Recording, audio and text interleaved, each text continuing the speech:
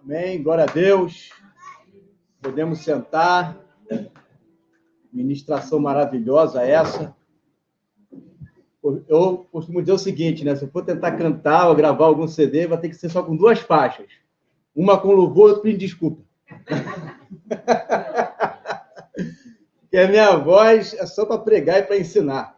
Né? Eu louvo, né? Mas daquele jeito que Deus conhece, né? E aceita. Amém? Então, gente, eu quero falar agora à tarde, né? Quero falar nessa tarde a respeito de santidade. Eu quero falar a respeito de santidade, de buscar o Senhor. É algo urgente que Deus falou fortemente ao meu coração nesses dias, até mesmo por através de sonho. Deus praticamente me intimou a estar trazendo mensagens que viessem preparar a sua noiva, a igreja, para o dia dele. Então, eu estou obedecendo a ele, né? E estou trazendo uma série de mensagens para poder fazer com que a igreja venha estar preparada, né, para esses momentos. Então, eu quero convidar você a estar orando comigo. Pode ser sentado mesmo, o corpo não precisa estar se levantando. Tá? Vamos orar. Senhor, muito obrigado, Deus, por esse momento. Muito obrigado por essa oportunidade. Eu agradeço a Ti. Eu sempre digo, Senhor, esse privilégio de poder ser ministro da Tua palavra. Não existe maior honra do que essa. Não é ser presidente da República, não é ser dono de uma grande empresa, não é ser um grande representante de uma nação. É ser ministro do Teu evangelho, da Tua palavra eterna, do Teu reino, que nunca mais vai passar para a mão de outros, sempre será para a Tua igreja. É desse evangelho que nós estamos ensinando e é desse evangelho que nós cremos, o evangelho do reino de Deus, que já está chegando. Muito obrigado por tudo, Senhor, em nome de Jesus. Amém. Então, eu quero ler com vocês, eu estou com um texto aqui, Apocalipse, capítulo 14. Apocalipse, capítulo 14. Você vai estar explicando todo o enredo dos 144 mil. Não vou estar, apesar de dar só uma pincelada, mas eu quero focar no aspecto dos 144 mil, que, para mim, é muito importante, muito mais do que entender o significado, é viver o significado, né? É viver o que está ali. Olha o que está em Apocalipse 14, versículo 1 em diante, diz assim, ó. E olhei, e eis que estava o Cordeiro sobre o Monte Sião. Olha aí, o Cordeiro, Jesus, sobre o Monte Sião, estando lá em Jerusalém, no reino milenar, em cima do Monte Sião, e com ele 144 mil, que é a representatividade da igreja, que na outra passagem de Apocalipse capítulo 7 vai citar as 12 tribos de Israel, que nós entendemos ser as duas casas de Israel. Ali se encontra a tribo de José. A tribo de José, se você for ler nas profecias de Gênesis, de Ezequiel e tantos outros, nada mais é do que a vara de Efraim. E há uma profecia que diz que a vara de Efraim seria uma multidão entre as nações. Então você vê ali a casa do sul e a casa do norte, todas unidas, todas juntas. No capítulo 7, ela está pronta, preparada para que venha começar a tocar as trombetas. No capítulo 14, ela já está em cima do Monte Sião. É o mesmo grupo, só que agora ele já está numa dimensão maior. E aí vai dizer, que em suas testas tinham escrito o nome de seu pai, né? E ouvi uma voz do céu, com uma voz de muitas águas, e com uma voz de um grande trovão, e ouvi uma voz de arpistas, que tocavam com suas harpas, e cantavam como um cântico novo, diante do trono, e diante dos 4 animais e dos anciãos. E ninguém podia aprender aquele cântico, senão os 144 mil que foram comprados da terra. Olha que privilégio. Somente a igreja é que vai saber, né, este hino. Estes são os que não estão contaminados com mulheres, porque são virgens, castos. Estes são os que seguem o Cordeiro para onde quer que vá. Estes são os que dentre os homens foram comprados como primícias para Deus e para o Cordeiro. E na sua boca não se achou engano, porque são irrepreensíveis diante do trono de Deus. Olha que maravilha! É muito interessante, é muito legal a gente ter a revelação do significado dos 144.000, que a gente entende que é um número de plenitude da igreja, daqueles que foram salvos. Nós entendemos que são tribos espirituais, que fala acerca do Israel espiritual ali, nós entendemos isso. Mas, para chegar até este grupo, ele coloca algumas condições. Para chegar a esse grupo, não necessariamente você tem que entender o que é, mas ser o que está ali.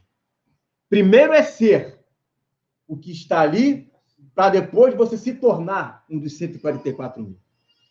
E uma das coisas que ele fala ali é o seguinte, ó, que em suas testas tinham escrito o nome de seu pai. Tinha um selo de Deus nas suas testas.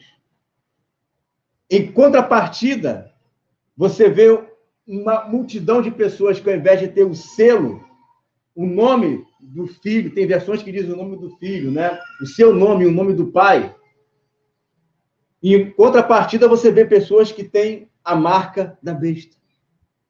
Pessoas que têm o nome da besta nas suas testas. Ou seja, existe um grupo que se separou para Deus e existe outro grupo que se separou para o diabo. O que motivou essas pessoas a se separarem para o diabo? Justamente os prazeres deste mundo. Porque você ficar sem comprar e ficar sem vender requer renúncia, requer total confiança. E aquele que tiver total confiança em Deus, este terá o nome do Pai na sua testa. Aquele que não desfalecer a sua fé nesses dias, aquele que não negar o filho nesses dias, aquele que não se deixar ser vencido pela pressão, pela ansiedade que a mídia, que o governo coloca em cima dos filhos de Deus, esse não terá a marca da besta, mas terá o nome do Pai nas suas testas. Então, ter o nome do Pai nas suas testas também implica uma outra coisa, que é o entendimento divino, mente de governo. É a mente de governo. Porque a mente de governo, ele não pensa para as coisas desse mundo, ele pensa para as coisas do reino. Ele pensa para as coisas que vão vir ainda.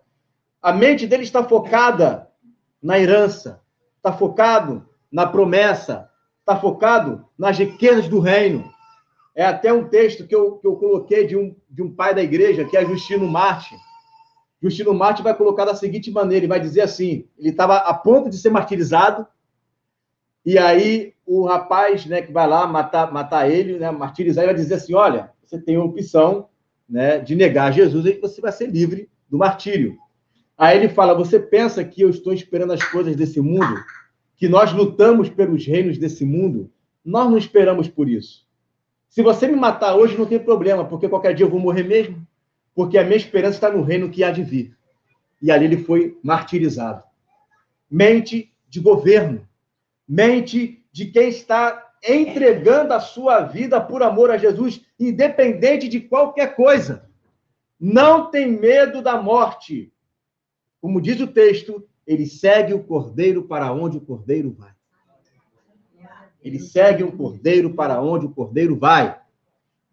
Então, para fazer parte dos 144.000, você tem que entregar a sua mente a Jesus. Paulo falou lá em Filipenses 4:8, no mais amado, tudo que é puro, tudo que é justo, tudo que é santo, tudo que é de boa fama, se alguma virtude existe, se alguma coisa boa existe, se algo bom nisso existe, isto pensai. Ocupe o vosso pensamento. Colossenses 3:2 fala, pensai nas coisas que são de cima e não nas que são da terra. Ou seja, a mente focada sempre no reino de Deus.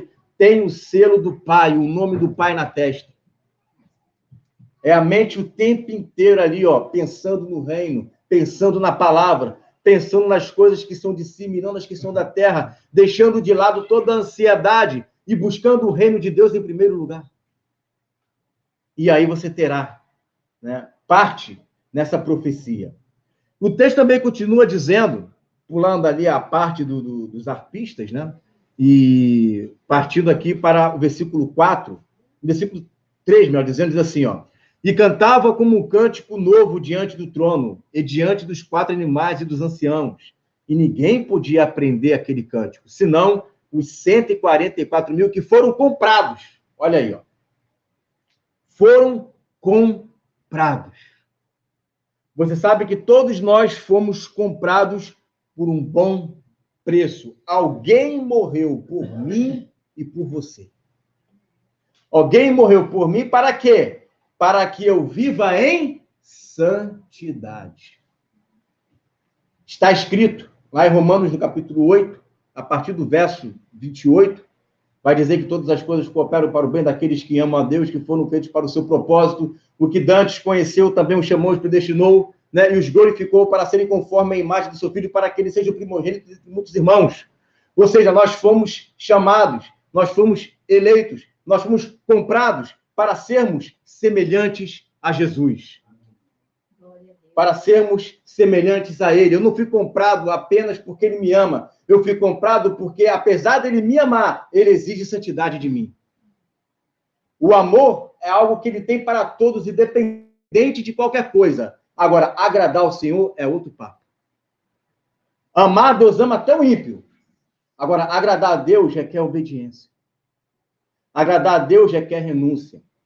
Agradar a Deus requer você matar a carne, sacrificar como ovelha todos os dias, levando ao matadouro, para poder ser a sua própria vida um cheiro suave diante de Deus. Então, eu fui comprado.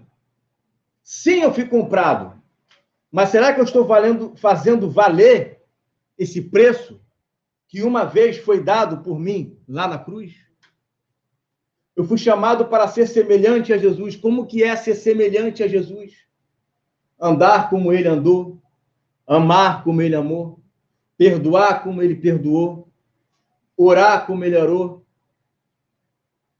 Isto é ser semelhante a ele. Eu fui comprado para isto. Eu não fui salvo apenas para ser salvo. Eu fui salvo em esperança. Eu fui salvo em esperança por qual motivo? Eu fui salvo em esperança para que eu venha me tornar semelhante àquele que me chamou das trevas para a maravilhosa luz. A Bíblia fala em João 12, 29 assim, porque eu sou o grão de trigo. Se eu não morrer, eu ficarei só. Mas se eu morrer, eu vou dar muito fruto. O que ele está querendo dizer? Se eu não morrer, eu vou ser o único grão. Ele não diz semente, ele diz grão. Porque grão implica já pronto, preparado. Mas se eu morrer, eu vou dar muito fruto, ou seja, eu vou gerar uma safra de grãos de trigo semelhantes a mim. O propósito de Deus, de Jesus, é fazer que uma vez que eu fui comprado, eu torne semelhante àquele que me comprou. Eu seja semelhante àquele que me conquistou. Eu não estou aqui apenas para ser cristão, eu estou aqui para ser servo, para ser discípulo, para ser alguém que eu diga, Senhor, Senhor, e eu faço o que Ele me manda. Então, muitos se enganam em achar que, por exemplo, o fato de eu nascer de novo, eu ter o Espírito Santo, eu estar carregando uma Bíblia debaixo do braço, isso já é suficiente para eu fazer parte dos 144.000, ou ter um entendimento do que é 144.000. Não é. Mas é fazer valer aquilo que foi pago uma vez por nós na cruz. Ele não morreu apenas para me salvar. Ele morreu para que eu viesse a ser um embaixador dele aqui na terra. Um representante fiel dele aqui na terra. Que eu seja como um pastor. Todos nós temos um coração e temos que ter esse coração de cuidar uns dos outros. Ou seja, pastores segundo o coração de Deus. Segundo o coração daquele que nos criou. E a pergunta é, será que por um acaso você está vivendo esta vida de santidade, essa excelência? Veja que, ainda que Deus ame todas as pessoas, existem pessoas específicas, são 144.000. São pessoas específicas, não na literalidade do texto, mas o que ele está querendo dizer é o seguinte, olha, é um grupo separado que se separou para mim. É um grupo específico que entraram numa santidade tão grande, que eu lhes dei o direito de herdarem a terra junto com o meu filho. Herdar a terra não é uma coisa assim, que eu aceitei Jesus, vou herdar a terra, não. Isto requer um prêmio para aquele que vencer. É para aquele que vencer. Ao que vencer, darei o direito de estar herdando as nações. Ao que vencer. Vencer o quê? Vencer a carne. Vencer o quê? Vencer o ego. Vencer o quê? Vencer o eu. Vencer o quê? Vencer as minhas paixões carnais e me tornar semelhante àquele que me criou. Paulo falou, Gálatas 2:20, vivo não mais eu, mas Cristo vive em mim. A vida que eu agora vivo na carne, vivo pela fé, pelo Filho de Deus, o qual me amou e se entregou a si mesmo por mim. Eu não vivo mais para mim. Você olha para mim, você não me vê, você vê Cristo. Paulo fala isso em 1 Coríntios 11:1. Sede meus imitadores como eu sou de Cristo. Olhe para mim, mas ao olhar para mim você não vai ver Paulo, você vai ver Cristo. Porque eu imito a Cristo. Eu sou um embaixador de Cristo. Por isso que João fala em 1 João 2,6, aquele que se diz estar nele deve andar como ele andou. Em amor, em santidade, fazendo valer essa compra que foi feita. Com bom sangue. Um bom sangue. Um sangue valioso foi derramado por mim e por você. Você percebe que é uma diferença? Que Deus ama a todos, mas nem todos agradam ao Senhor como Ele quer. Por isso que Ele procura verdadeiros adoradores. Porque não é fácil achar. Se fosse fácil, não procurava. Era só bater o olho e já tinha gente ali. É porque verdadeiro adorador tem que adorar em espírito e em verdade. E Ele está procurando. O texto vai continuar dizendo, ó, versículo 4 vai dizer assim, deixa eu puxar um pouquinho mais para baixo aqui. Estes são os que não estão contaminados com mulheres, porque são virgens. Não estão contaminados. Mulheres, ali nós entendemos que são as meretrizes, as filhas da Babilônia. São aquelas que estão cheio de mazela, cheio de coisa de homem, cheia de doutrina de homem, cheio de eu, cheio de ego. Um monte de dedo humano ali. E esses que têm dedos humanos maculam a igreja. Porque a igreja, a única que pode colocar o dedo nela é o Senhor Jesus. O único que tem a diretriz para ela é o Senhor Jesus. O único que guia ela é o Senhor Jesus pelo seu Espírito. Mas só que os homens querem fazer também do seu jeito. Da sua maneira. Com os seus coaches, com os seus psicólogos, com os seus mais diversos tipos e métodos para querer ou manipular ou querer dar uma cura que só sara superficialmente. Semana que vem está tudo lá de novo, semana que vem está tudo lá de novo. O mesmo problema, as mesmas coisas, tudo não passa.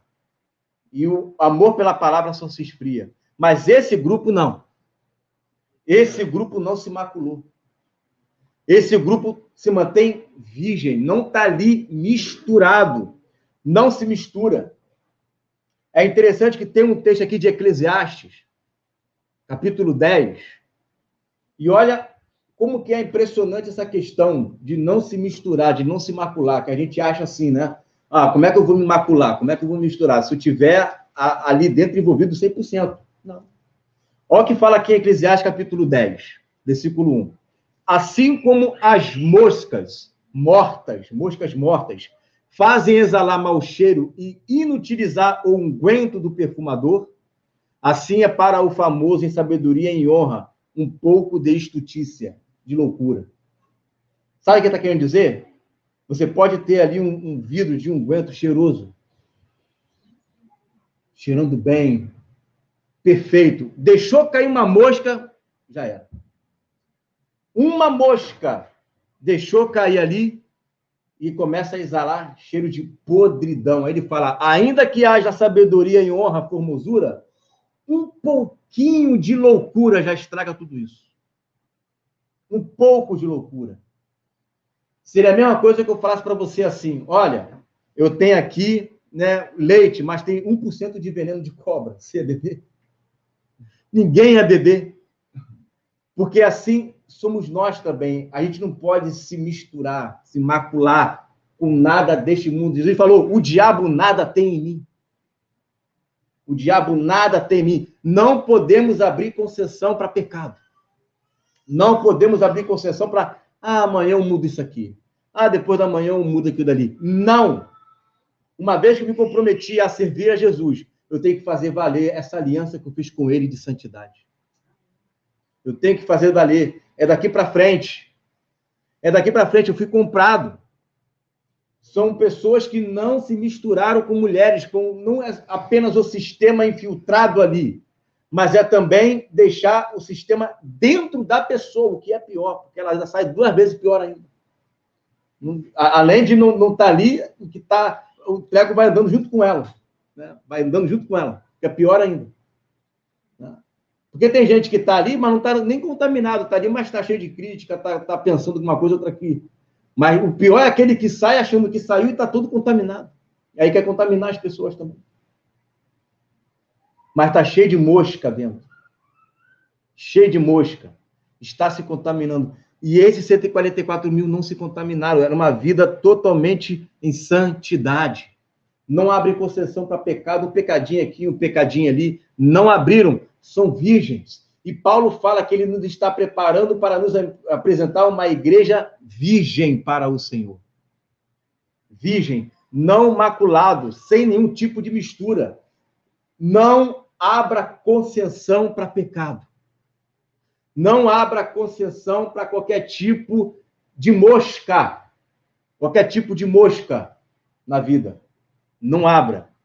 Porque se abrir uma concessãozinha aqui, daqui a pouco outra ali, daqui a pouco outra ali, daqui a pouco outra lá, aí já era. Aí se maculou. E aí acaba não se tornando dos 144 mil. E o texto vai dizer assim: estes são os que seguem o Cordeiro para onde quer que vá. Independente para onde o Cordeiro está indo, você está sendo fiel. É para perseguição? Eu vou. É para me chamar de louco? Eu vou. É para me isolarem? Eu vou. É para me prenderem? Eu vou. Eu estou seguindo o Cordeiro para onde o Cordeiro vai. Se o Cordeiro vai para o matador, eu vou. Se o Cordeiro vai para o fogo, eu vou. Eu estou junto com ele. O que me importa é estar ao lado dele. O que me importa é agradar a ele. O que me importa é servir a ele. O que me importa é ele olhar para mim e dizer: este é meu filho amado que me dá muito prazer. Este é meu filho amado que me dá muita alegria. Entra para o reino de meu Pai. Entra para o reino de meu Pai. Por quê? Você me seguiu para onde eu fui. Você não ficou, não sei, agora eu sou cristão, agora eu não sou, agora eu sou, agora eu não sou. Aqui é crente, ali não é. A gente usa a expressão crente, né? Uma expressão meio gosto, mas você está entendendo. Mas agora não, agora eu sou decidido. Eu tenho o nome do Pai, eu fui comprado por um bom sangue. Eu sou virgem e não quero saber, eu vou seguir o Cordeiro para onde o Cordeiro vai. É para onde o Cordeiro vai. E o fim da caminhada é o Monte Sião. O fim da caminhada é o milênio. O fim da caminhada é o 7º dia. O fim da caminhada é lá no reino do Messias. E é para lá que nós vamos ir. É para lá que nós vamos ir. Por quê? Uma hora a gente também vai dizer: o diabo nada tem em mim. Nada tem em mim. E vai dizer aqui, ó: segue o Cordeiro para onde o Cordeiro vai. Estes são os que dentre os homens foram comprados como primícias para Deus e para o Cordeiro. Fui comprado como primícia. Eu vou ler aqui um texto de Tiago, capítulo 1. Deixa eu abrir aqui em Tiago, capítulo 1. Ele vai falar aqui as características daqueles que são primícias. Quais são as características daqueles que são primícias? Tiago, capítulo 1, versículo 18 em diante. Vai dizer assim, ó: segundo a sua vontade, ele nos gerou pela sua palavra da verdade, me fez nascer de novo. Ele me comprou, tá? Para que fôssemos como primícias das suas criaturas. Existe o grupão, a massa, que vive lá de qualquer maneira. Mas existe um outro grupo que tem que ter esse padrão aqui, ó. Portanto, meus amados irmãos, todo homem seja pronto para ouvir, tardio para falar, tardio para se irar, porque a ira do homem não opera a justiça de Deus. Por isso, rejeitando toda a imundícia, toda mosca, mosca simboliza imundícia, lança fora tudo aquilo que abre concessão, e superfluidade, ou seja, coisas supérfluas, né? Aquilo que a gente acabou de falar lá no início, que a marca da besta vai te dar garantias de coisas supérfluas, né? Televisão, luz, lança fora tudo isso, não se apegue a essas coisas, não se apegue a nada desse mundo. Ó, e toda superfluidade de malícia, recebei com mansidão a palavra em vós enxertadas, a qual pode salvar as vossas almas. E sede cumpridores da palavra, e não somente ouvintes, enganando-vos a vós mesmos. Porque se alguém é ouvinte da palavra e não cumpridor, é semelhante a um homem que contempla o espelho, o seu rosto natural, porque se contempla a si mesmo e vai-se logo se esquecer como era. Aquele, porém, que atenta bem para a lei perfeita da liberdade, e nisso persevera, ou seja, vence, né? Não sendo ouvinte esquecido, mas fazedor da obra, este tal será bem-aventurado no seu feito. E se alguém de vós cuida ser religioso, né, ter piedade, alguém que obedece ao Senhor, e não refreia a sua língua, aí vai dizer o que lá? Que elas não têm o quê? Mentira na sua boca. Na sua boca não se achou engano. 144 mil, não tem engano na sua boca. Mas se acha o quê? Uma língua que não se refreia, antes engana o seu coração, a religião desse é vã. A religião pura e imaculada para com Deus e Pai é esta: visitar os órfãos e as viúvas nas suas tribulações, guardar-se da corrupção do mundo. Você é primícia? Eu sou primícia? Então eu preciso deixar de ser ouvinte e ser praticante. Começar a me livrar das corrupções que há nesse mundo, passar a amar o próximo como a mim mesmo. E muito mais que isso, também eu preciso refrear a minha língua. Porque se eu não refreio a minha língua, se eu deixo a minha língua me falar aquilo que quer, enganar, eu estou enganando o meu coração. E aquilo que eu disse, que eu creio que é Jesus, na verdade é tudo vão. Não adianta pregar, não adianta fazer nada, porque na realidade tudo é vão. Ah, não, mas eu curo um monte de gente, eu expulso o demônio, eu até profetizo. Você tem que ver eu pregando sobre o reino de Deus, das casas de Israel. Caramba, o pessoal se converte na hora. Aí você vê lá, ó, em Mateus capítulo 7, versículo 24, Deus vai dizer: nem todo aquele que me diz Senhor, Senhor, entrará no reino dos céus, mas todo aquele que faz a vontade do meu Pai que está no céu. É a vontade. Não é aquele que me diz Senhor, é aquele que faz a vontade do seu Senhor. Porque todo aquele que escuta as minhas palavras e não as pratica, ou melhor, e as pratica, assemelhá-lo-ei como um homem prudente que edificou a sua casa sobre a rocha. Caiu a chuva, correram os rios, sopraram os ventos, combateram contra aquela casa e ela não caiu. Mas todo aquele que escuta as minhas palavras e não as pratica, assemelhá-lo-ei como um homem imprudente que edificou a sua casa sobre a areia. Caiu a chuva, correram os rios, sopraram os ventos, combateram contra aquela casa e foi grande a sua ruína. Então, quem é que vence? É aquele que pratica. O que está aqui em Tiago, ele é praticante, não apenas ouvinte. Ah, mas eu faço um monte de coisa, eu prego, eu faço e acontece. Em teu nome nós profetizamos. Senhor, em teu nome nós curamos, em teu nome nós expulsamos demônio, em teu nome nós fizemos maravilhas. Apartai-vos de mim, eu não vos conheço, eu não estou vendo o nome do meu Pai e nem meu nome nas testas de vocês. Eu não estou enxergando isso. Eu estou olhando para vocês e não estou me vendo em vocês. Eu não vos conheço. Apartai-vos de mim, amaldiçoados. Então não pense que fazer milagres, né? Ou você tem um número enorme de inscritos, que isso está aprovando conduta. Não está aprovando conduta nenhuma. Não está aprovando conduta. Veja, por exemplo, o povo de Israel. O povo de Israel, eu estou para ver na Bíblia, tirando os milagres de Jesus, maiores milagres que teve ali com o povo de Israel. Primeiro, você vê as 10 pragas, o povo lá passando pela grande tribulação e Deus guardando eles daquele dia, da tentação que derramou ali sobre o Egito. Né? É uma palhinha do Brasil. É para alfinetar mesmo. Foi para alfinetar mesmo. Então, ó, tá lá o povo de Israel no Egito, né? E Deus derramando ali do juízo de Deus por meio do seu profeta, né? Uma testemunha ali, ele chama e vem o juízo, ele chama e vem o juízo. É uma trombeta, é uma representação claríssima de Deus ali, mostrando no tempo do fim.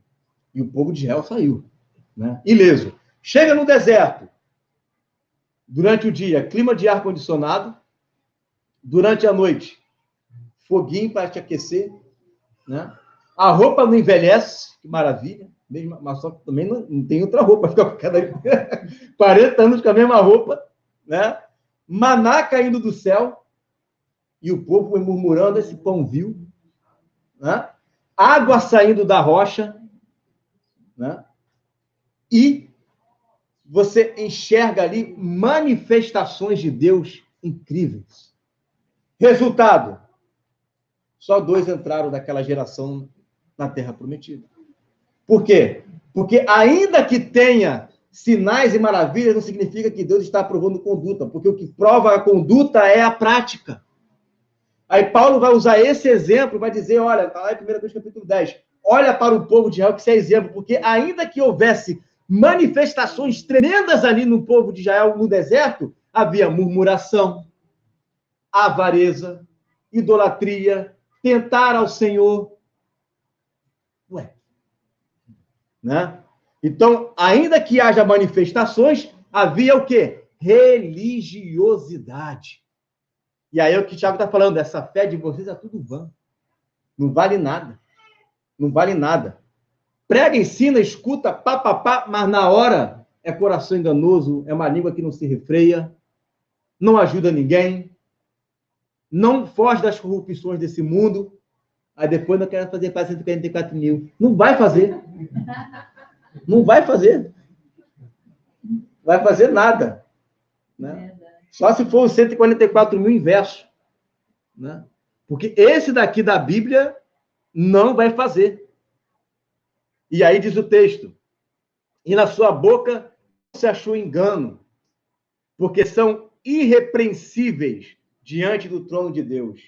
E aí, como é que você lá em Efésios 5:26, que está escrito lá, Paulo falando, para lavar, com a lavagem da água pela palavra, para apresentar a si mesmo uma igreja gloriosa, santa, sem ruga, sem mácula, irrepreensível, para apresentar irrepreensível.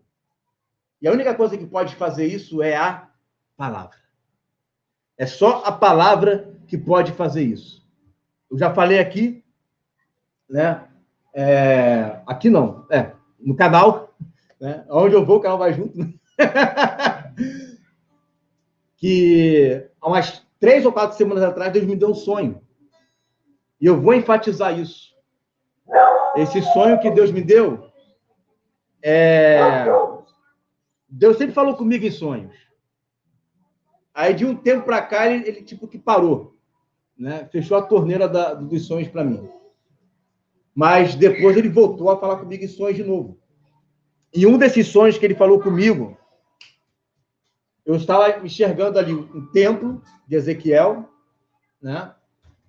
E no fundo era um fundo escuro e só via o templo, né? E eu via Jesus chegando na minha direção. Só que eu não enxergava o rosto dele da cintura para cima, era só os pés que eu enxergava, uma parte da perna dele. Mas eu, no meu espírito, eu reconheci que era Jesus. E aí, ele apontou né, para o templo e falou, é isso mesmo. Só falou isso para mim, é isso mesmo. Aí eu perguntei para ele, e o povo de Israel, Senhor? E o povo de Israel? Perguntando assim, no espírito, que eu não falava, mas o que eu pensava, ele ouvia e me respondia no meu espírito também. Aí ele falava para mim, eu amo o povo de Israel, eu tenho uma aliança com eles. Aí eu fui e acordei, né? Ah, não, acordei não. Estou apressado, quero acordar logo antes. Nem acabou o sonho, quero acordar. Né? Aí antes de acordar, Deus falou para mim assim, é isso mesmo, eu tenho uma aliança com o meu povo, porém, foca nos eleitos. Foca nos eleitos. Prepara a minha igreja, porque o tempo está chegando. E aí eu entendi que era para a gente realmente... O que é preparar? O que Paulo fala de preparar a noiva? Preparar na palavra, na santidade. E aí eu acordei desse sonho, né? E aí eu falei assim, nossa, eu estive ali com Jesus, eu poderia ter perguntado acerca do sacrifício. Não, eu perguntado para ele, né, do sacrifício e ia matar a charada logo. Aí o Espírito falou no meu coração, você só ficou sabendo daquilo que é necessário. Tudo que você tinha que saber na conversa com ele, você ficou sabendo. Né? E aí eu entendi, né, que havia uma aprovação naquilo que a gente estava falando e ensinando acerca do reino milenar. Mas que não adianta falar só sobre o reino milenar se a gente não preparar a igreja para entrar no reino milenar. A gente precisa, porque quem vai entrar e quem vai subir no Monte Sião são aqueles que são castos, puros, sem mácula, sem ruga. São esses. Porque Deus está revelando a sua palavra, não é para a gente ficar super intelectual e ficar fazendo disputa teológica. Deus está revelando a sua palavra para a gente se purificar e ataviar a noiva. É para ataviar. É para deixá-la com um vestido branco, resplandecente, de linho puro, finíssimo, que são as obras de justiça. E só a palavra pode fazer isso. Uma palavra onde eu ouço e aonde eu pratico. E não apenas um simples ouvinte, enganando a mim mesmo, vivendo uma religião vã. E todos nós, se não vigiarmos, poderemos entrar nesse barco furado. Todos nós. Porque todos nós viemos de um sistema que eles se alimentam disso. De altos debates, de disputas, um querendo ser maior do que o outro. Só que no reino de Deus não é assim. No reino de Deus tem tempo de falar, tem tempo de calar. No reino de Deus, quando um te oprime, você ora por ele, você fala bem de quem fala mal de você. A cultura do reino é diferente da cultura do sistema religioso que a gente vê hoje. A cultura do reino é vivo não mais eu, mas Cristo vive em mim. Essa é a cultura do reino. Aonde eu lanço fora todo o meu ego, a minha raiva, a minha vontade de querer responder, a minha vontade de não virar outra face, mas já dar logo uma burdoada. Isso não é a cultura do reino. Isso aí é a cultura do sistema das meretrizes, que muitos se maculam com ela. Só que em nós é diferente. A missão que Deus me deu é prepara a igreja. Prepara os eleitos. Prepara os 144 mil. E eu sei da minha responsabilidade. Não são todos que têm o dom de pregar, de falar, de ensinar. Então, eu tenho que usar desse dom, o irmão Pedro, né, a irmã Luciana, que ajuda a gente, usar desse dom para honrar ao Senhor preparando a sua noiva. O dom não é para mim. O dom não é para o meu ego, para eu aparecer. O dom não é para eu ficar levantando o meu nome como se fosse um outdoor.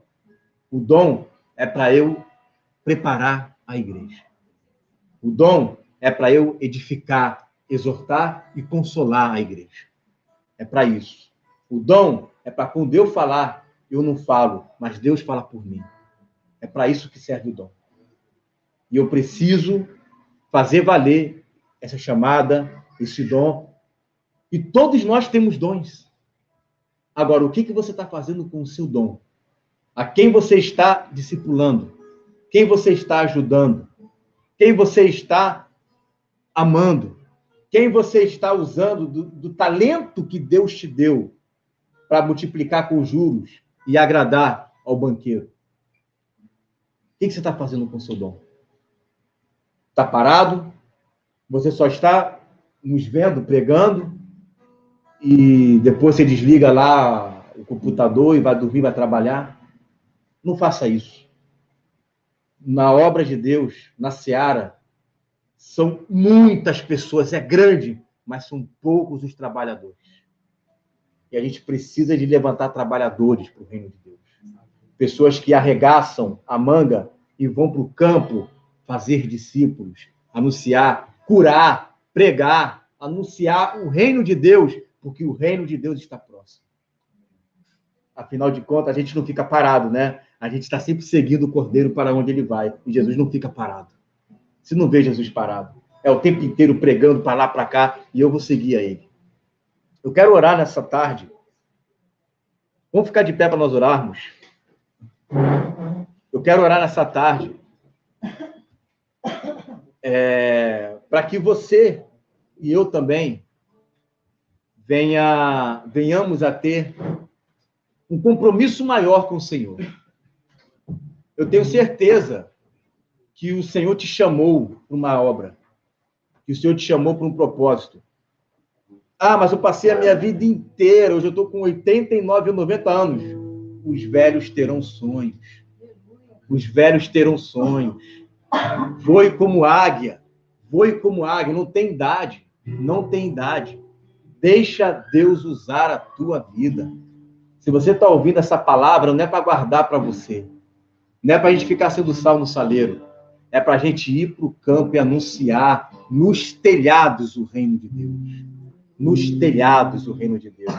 Você vá e prega o reino. Ah, mas eu tenho meu pai. Vai e prega o reino.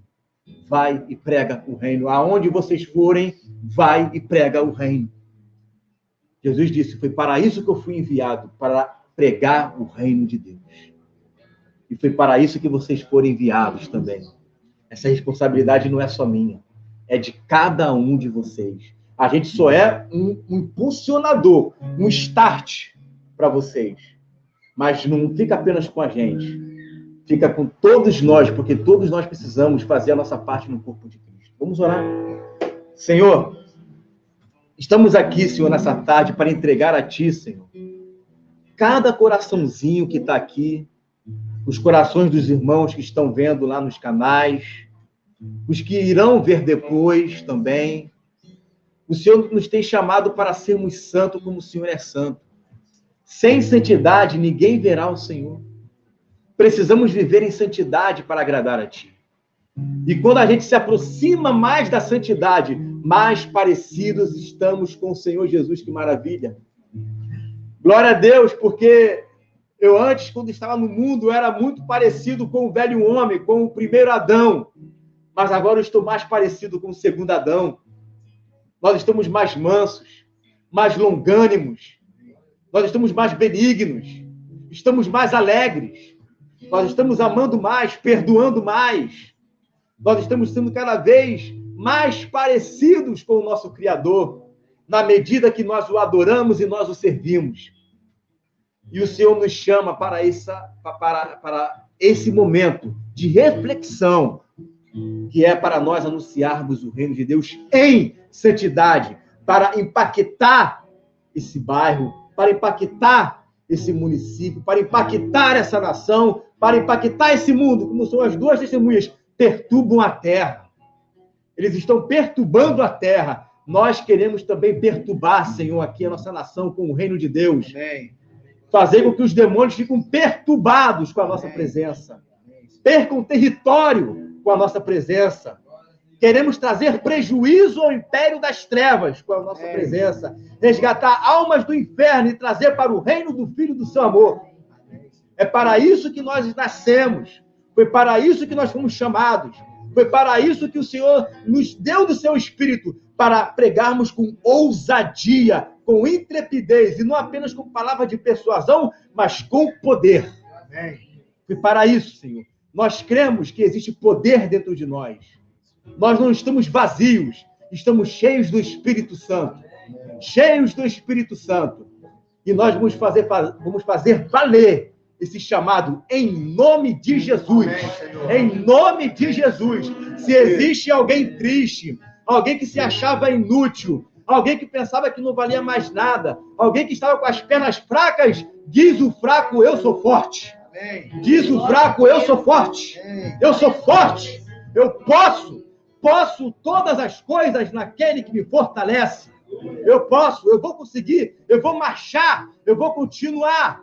Existe um cajado na minha mão. E para onde eu direcionar esse cajado, o milagre vai acontecer. Aleluia.